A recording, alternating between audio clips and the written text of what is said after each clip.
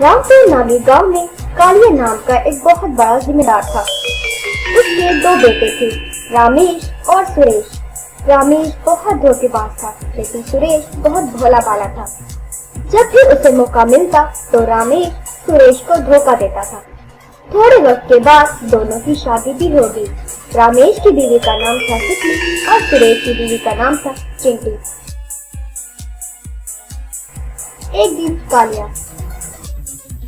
मेरे बच्चों, मेरी बात जरा ध्यान से सुनो। मेरी तबीयत अब बहुत खराब रहती है। मेरे गुजरने के बाद तुम दोनों बिछड़ मत जाना, एक दूसरे के साथ ही रहना और जायदाद को कभी मत बांटना।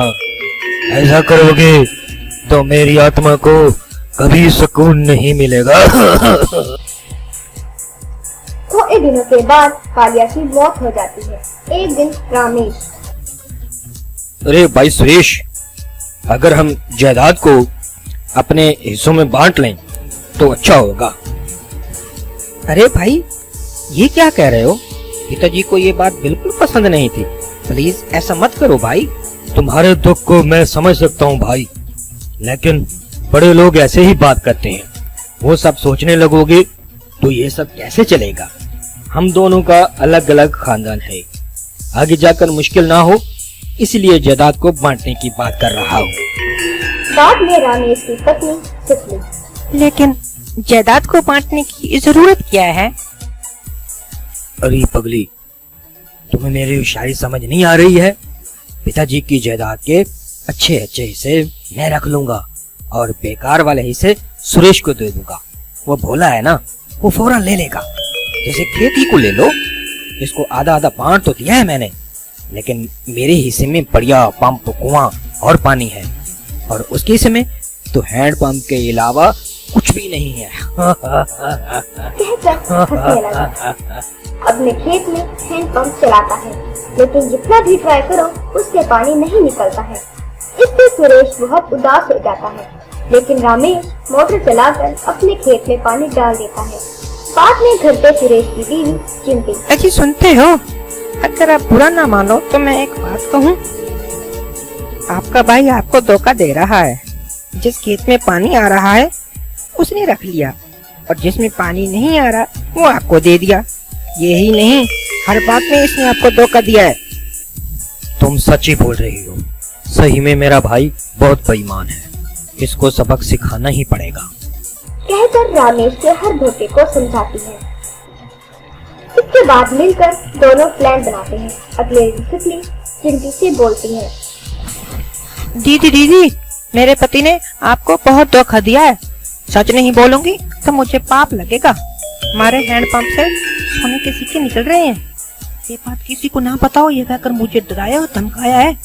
अगर आपको मेरी बात पर भरोसा ना हो तो खुद आकर देख लीजिए। ये सुनकर चिंटी रामेश के पास जाती है और पूरी बात बताती है। रामेश चौंक जाता है।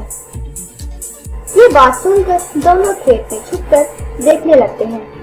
तब सुरेश हैंडपंप के पास जाकर उसके नीचे एक टोकरी को रख देता है। इसके बाद वाटर पंप चलाते ही पाइप से सोने के सिक्के बाहर निकलने लगते हैं। रामेश को पता नहीं था कि वो पाइप में पहले से भरे हुए नकली सिक्के थे, और वो चौंक जाता है। बाद में रामेश सुरेश से, भाई, मुझे तुम्हारे खेत को भी अपने हिस्से में जोड़ने का मन कर रहा है। तुम मुझे बेच दोगे क्या? अगर चाहो तो मैं तुम्हें अपनी पूरी जायदाद दे दूंगा। पिताजी ने रात सपने में मुझे यही बोला था। प्लीज इनकी बातों को मत ठुकराओ। ये लो, पूरी जायदाद के पेपर मैं तुम्हारे हवाले कर रहा हूँ। ठीक है भाई, जैसे आपकी मर्जी। ये मेरा खेत आप ही ले लो। बाद में रामेश और उसकी पत्नी ने हैंडपंप चलाया और ढेर सारे सोने के सिक्के टोकरियों में भर दिए। उसे एक गाड़ी में लेकर सोनार के पास ले गए। वहाँ दुकान में रामेश, यार सेठ, देख, तुम्हें सोना बेचने आया हूँ। देख कितना सारा है। तुम्हारी औकात है क्या ये सारा खरीदने की? तुम्हें देखकर तो यही नहीं लगता। एक काम करो, तुम अपने दूसरे सुनार साथियों को भी बुला लो। सभी मिलकर सारा सोना खरीद लेना। रेट का फैसला करके सभी को बेच दूंगा। चलो चलो, शाबाश, बुलाओ सबको। वैसे बहुत सारे व्यापारी दुकान के पास आते हैं। एक सुनार एक सिक्के को लेकर उसे पत्थर पर घसीटता है। तब पता चलता है कि पूरा सोना नकली है। तब रामेश को पकड़कर, अरे क्या बे, हमें बेवकूफ समझ रखा है? नकली सोना बेचता है और इतनी बड़ी बड़ी बातें भी करता है। तो दोस्तों, इस कहानी से हमें ये सीख मिलती है कि हमारे पास जो कुछ है उसी में ही हमें खुश रहना चाहिए। Thanks for watching our video, friends. For more videos, please subscribe our channel or click the bell button for more latest updates.